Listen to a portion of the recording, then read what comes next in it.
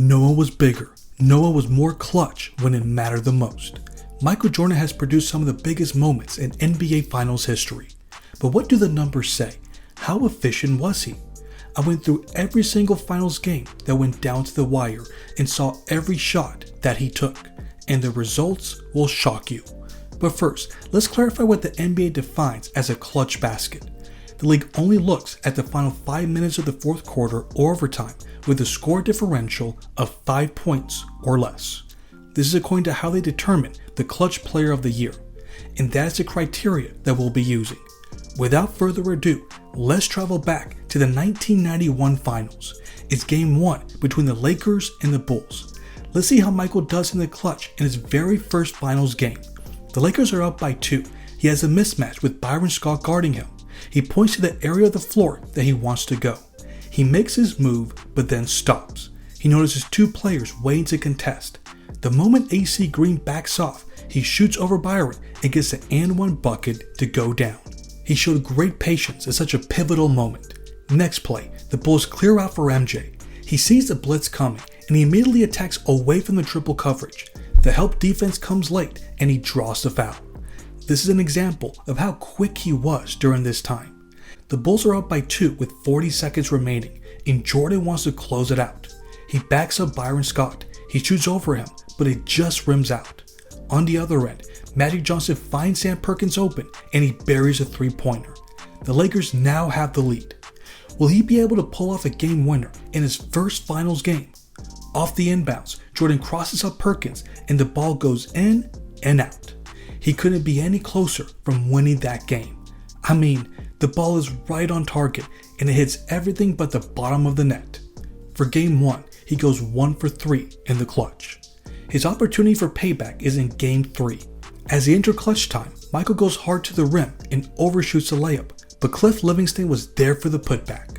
Next possession, he goes hard to the rim again. He tried to bank it in from a tough angle and misses. Fatigue must have been a factor, as Phil Jackson decided to sit him down so he can get some rest. A few plays later, the Bulls are scrambling. Jordan goes baseline and his missed layup turns into a perfect lob pass to Horace Grant. Just like in Game 1, the Bulls are up with 40 seconds remaining. Michael almost goes to the same spot but couldn't get the bank shot to go down. And just like Game 1, the Lakers made a huge play to take the lead. This time, it was Vlade Divac that gets the and one bucket. This is where Jordan gets his payback. Specialist has checked in. Here's Jordan on the pull-up. Yes! And the game is tied at 92 with 3 4/10 seconds remaining. He forces overtime with that clutch basket, but he isn't done redeeming himself. He goes hard to the bucket again, but this time makes a nice move in midair to convert the layup. With under 2 minutes, he spins baseline and makes an amazing move under the basket. This one deserves another look. It's a tough up and under move to avoid Vlade, but he makes it look so easy. In the next play, Sam Perkins does a great job of getting a piece of his floater, but Horace Grant is there once again to clean up the mess. He closes it out by hitting 2 free throws, and the Bulls escape with a victory. For Game 3, he went 3 of 7 in the clutch. For Game 5, the Bulls have to respond in the clutch for a brief moment as the Lakers make a nice comeback. This time, Jordan becomes the playmaker. He breaks down the defense and finds John Paxson open for a jumper. He does the exact same thing in the following possession. He draws the attention of 4 players. Paxson is open on the same spot and buries another jumper. Next play, he sees Bill Cartwright approaching for a screen. He fakes going right, navigates his way through a sea of gold jerseys, gets Divac on the fake, and scores under the basket. The Lakers never got any closer, and the Bulls win their first title. For this series, here is how he performed in the clutch. Michael went 5 of 11 from the field and went 5 of 5 from the free throw line. For the 1992 Finals, the Bulls and Blazers go down to the wire for 3 out of the 6 games. We start with Game 2. Chicago had a comfortable lead, but the Blazers stormed all the way back. The game is tied with less than a minute left. They find MJ under the basket and he makes a nice move to break the tie. I mean, Porter and Duckworth were right there, but he finds a way to avoid the ball getting swatted away. On the other end, the Bulls left Kevin wide open and he makes his clutch jumper to tie the game. With a chance to win at the buzzer, Michael is ISO with Terry Porter. He makes a nice move to create a little separation, but couldn't get the ball to go down. We go to overtime. In their first possession, he's backing up Porter, sees the double coming, and it doesn't matter. He makes his shot anyways. In the next play, we can see the attention he receives every time he makes a move. They're going to force anyone but him to beat them. The plan worked as they were able to win this game. For Game 2, Michael goes 2 for 3 in the clutch. We move on to Game 4, and this was not Chicago's best outing. No one could make a basket, and that includes Michael Jordan. He went 0 for 3 in the final 5 minutes as the Blazers were able to tie the series at 2 games apiece. This leads us to the title clinching Game 6. Portland's up by 2, and MJ goes right to work. He drives to the free throw line and makes a nice one-legged floater. On the next play, Jordan goes down the court but misses a three-pointer. A few moments later, Stacey Key makes a bad pass, but Michael is lurking on the background, ready to pounce for the steal. He gets the ball back and dunks it home. Next play, he has Clyde Drexler ISO'd. Clyde does a great job of getting a piece of it. But you're not just going to do that and get away with it. Now he's going to post him up, and there's no way he'll be able to get his hands on this. He makes his classic fadeaway jumper. With less than a minute remaining, the Bulls are up by 2. He sees that there is a wide open space under the basket. It's a race to see who gets there first, and Jordan wins. He will later close it out with free throws, and this led to his second straight title. For this series, he went 6 of 12 from the field and went 4 of 6 from the free throw line in the clutch.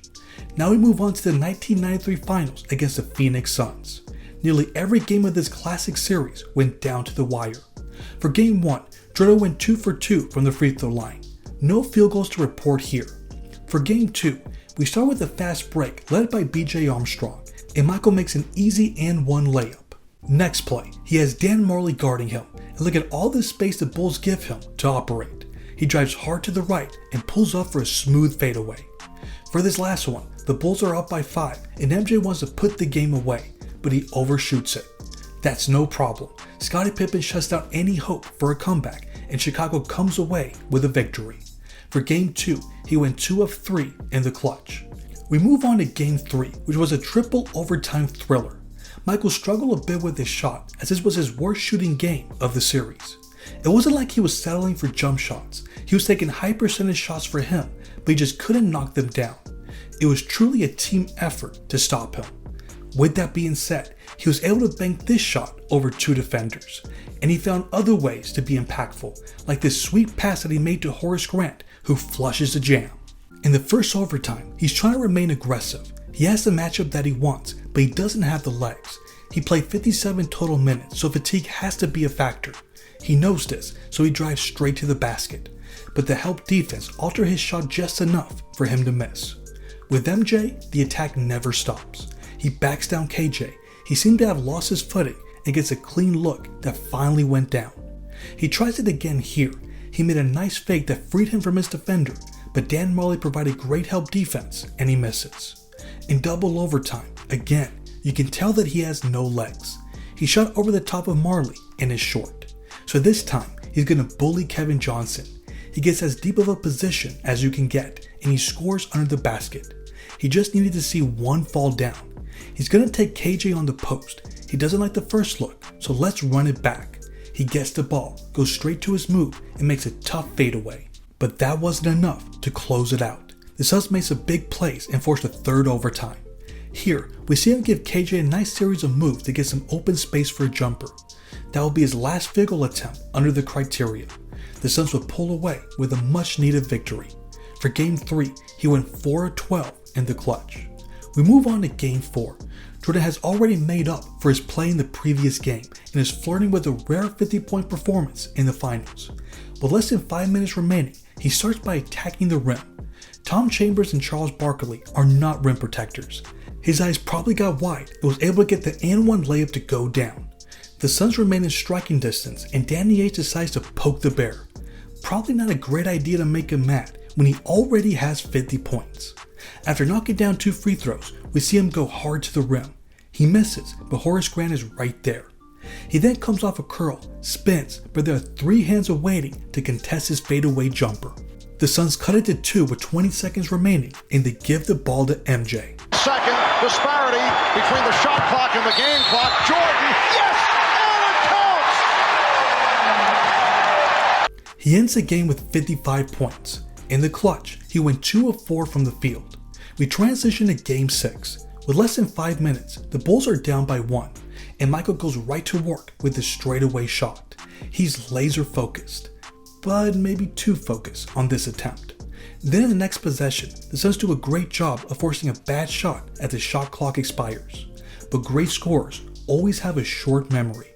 He gets the matchup that he wants, waits for the perfect time to attack, and scores on his classic fadeaway jumper. The Bulls are now down by 4. He gives Dan a nice step back jumper, but couldn't convert. Now we're down to 45 seconds.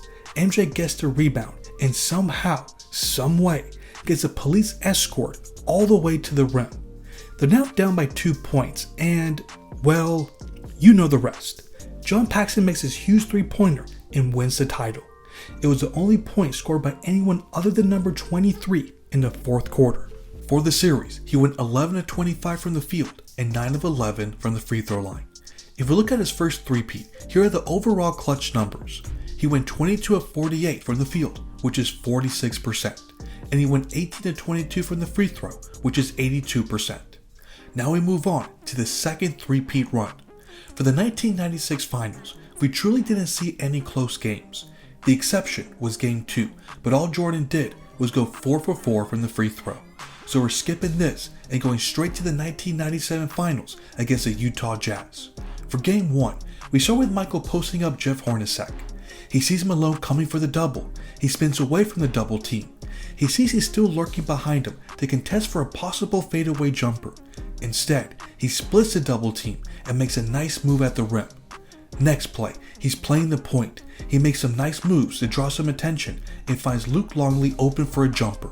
Then we have him posting up Jeff. He gives him a few head fakes. Jeff doesn't bite, and he forces him to take a tough contested shot. On this play, we see how calmly he reacts to a double team. He doesn't force anything. He just finds some open space and makes a pull-up jumper over single coverage. After Malone responds, the Bulls run an isolation play for MJ. He gets the look that he wants, but couldn't get it to go down. The game is eventually tied with 7 seconds remaining, and Michael does this. MJ, top of the circle, against Russell. Michael hangs, fires, steal. And it Bulls win! He knocked it in at the buzzer, Bulls win! How many times has he done that? It's a buzzer beater in the finals, nearly 30 years later, and we still haven't seen another one. In the clutch, he went 3 for 5. We move on to Game 4, with the Jazz looking to tie the series. The Bulls are up by 1 with less than 5 minutes remaining. Jordan's looking to close it out, but misses the fadeaway. A few possessions later, he works off the ball. He gets away from Byron Russell and scores his short fadeaway jumper over Greg Ostertag. On the other side of the floor, Malone misses the shot, and MJ just sprints down the court for an easy slam. Next play, he's sizing up Russell. He goes to the free throw line. He faces a triple team, but goes up anyway and swishes the fadeaway for his 3rd straight field goal. But the Jazz were able to cut it to 1 point, and on this Jordan miss, John Stockton and Karl Malone had one of their most iconic plays. This gave Utah the lead. With 18 seconds remaining and the Bulls down by 3, Michael had a chance to tie the game. He goes to the right side, rises up for the 3, and it's in and out. The Jazz survives and tie the series. In the clutch, he went 3 for 6. This sets up the legendary flu game. The score is tied and is up to a very fatigued player to close it out. In his first field goal attempt in the clutch, he comes off a screen but couldn't get the jumper to go down. Next play, he's ISO'd against Russell. He makes a great fake that sends him flying but couldn't get the bang shot to go in. Remember, it's not how you start, but how you finish. A few possessions later, he goes right at Russell and makes a nice one-legged floater. Now we're down to the final moments. Byron Russell makes a curious decision of leaving MJ open to double Scotty, and he knocks down the go-ahead three-pointer that broke the tie and won the game. In the clutch, he went 2 of 4. We transition to Game 6, and it's another close contest. On the first play, he gets free, but feels like he was fouled by Stockton as he went for the contest. No call. In the next possession, he's backing up Russell, spins at the baseline, and hits the fadeaway. Now we have the two MVPs going one-on-one. He wisely decides to drive by him, but is short on the floater. On the next play, we're going to look at how great this offense was. Here we have Steve Kerr setting a double screen to free MJ. Then Dennis Rodman slides in and gives a hard pick on Russell, and Michael knocks it down. Credit goes to his teammates for that play. With less than a minute remaining, the game is tied. Jordan drives to the rim and looks to draw the foul, but at this point in the game, the refs are going to let them play. After getting the ball back, Michael coordinates a play with Steve Kerr that was executed to perfection. He provided the assist for the title-winning shot, and the Bulls went on to win their 5th title. Overall, Jordan went 10 of 20 in the clutch and 2 of 4 from the free throw. And finally, we have the 1998 Finals against the Utah Jazz. We know how it ended, but let's see how it started. In Game 1, we start with MJ using a simple pick to rise up and hit the mid-range jumper. Next play, he uses a pick set by Longley to score on a second straight basket. A few plays later, he has the ball on the elbow. He drives right for the pull-up jumper, but couldn't get it to go down. Now we're down to the final moments. The Bulls are looking to tie the game.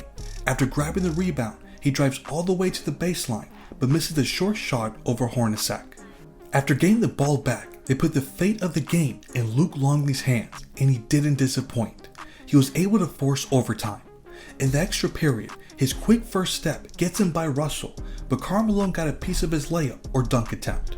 But then they give it right back to him and makes a beautiful fadeaway jumper over 2 defenders. But in the end, the Jazz were able to win by 3 points. For Game 1, MJ went 3 of 6 in the clutch. We have another close contest for Game 2. Michael knows the urgency for winning this game, and he's in attack mode. He is pleading for the ball on the post. He gives a strong bump to create space, but couldn't knock down the shot.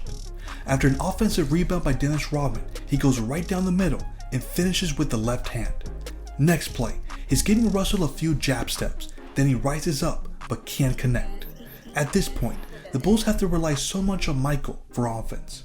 At this stage of his career, his efficiency went down a bit, as you can see for the next 2 field goals. But he always comes through when you need him the most. With less than a minute left, he grabs the feed from Steve Kerr and knocks down the and one to take the lead. The Jazz were unable to respond, and the Bulls were able to leave with a W. Michael went 2 of 6 in the clutch. For Game 4, they're looking to extend their series lead to 3-1. After trailing nearly all game, Utah took the lead. On the first play, he gets free and gets a clean look went down. In this next play, we can applaud the efforts of Shandon Anderson, who gave Michael a great contest on the fadeaway. But he wants another crack at him. This time, he works to get a high percentage shot and converts. But he's not done torturing him. He's on the other side and he spins away for an easy basket. The amount of post moves that he had were insane. With less than a minute left, he backs up Russell, leads him to possibly draw the foul, but didn't get the whistle. From this point forward, he closes them out with free throws, and the Bulls take a 3-1 series lead. He went 3 of 5 in the clutch. At this point, everyone knew the Bulls were going to win the title. Game 5 was almost like a celebration. The way Chicago played, it was obvious they were ready to end the dance. This was not their best showing. In the clutch, Michael went 0 for 3. After missing this heat, he knew he was going to have his work cut out for him in Game 6. At first, it seemed like he wouldn't have the legs or the energy to pull it out. It was all on him to provide enough offense to carry his team past the finish line. He started out by missing 2 shots in the clutch, but we all know how it ended. It was wasting no time by going straight to the rim to cut the lead to 1. Then it was his genius play on the other end to create a turnover on Karl Malone.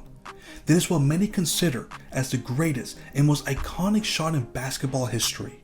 He single-handedly won this game and brought Chicago their 6th title. Overall, Jordan went 10 of 24 in the clutch and 11 of 13 from the free throw. Now let's look at the final results. For all 6 final series, he went a combined 42 of 92 from the field, which is 46%. He also went 35 of 43 from the free throw line, which is 82%. Those are not bad numbers at all, especially when you consider the stakes, the intensity the teams play in the finals, how tired everyone is after a grueling season. In fact, Jordan's worst clutch numbers came in 1993 and 1998 when they were gunning for a three-peat. Let's not forget that context. As great as the numbers are, let's recap the legendary moments that he had. He made the game-winning shot to win the title. He made a buzzer-beating shot. He provided the assist that won the 1997 finals. He made a shot in the closing moments that forced overtime, and he made the go-ahead three-pointer in the flu game. How many players has had this many iconic moments in the finals? We all know the answer to that question. Now there's one more thing that we need to consider. Here is how Michael performed in the clutch for the final game of each series. He went a combined 12 of 22, which is 55%. If you are wondering why this man never lost in the finals, why he was never forced to a Game 7, it's because of that stat right there. He wouldn't allow it. His play elevated when his opponents were desperately trying to save their season. He put his foot on their necks and went for the kill. There's no question that he was extremely clutch in the biggest stage. That's just what the evidence says. But what about you all? Do you think he's the greatest clutch player in the finals? What do you think was his most underrated moment? Let me know in the comments. Thanks for watching.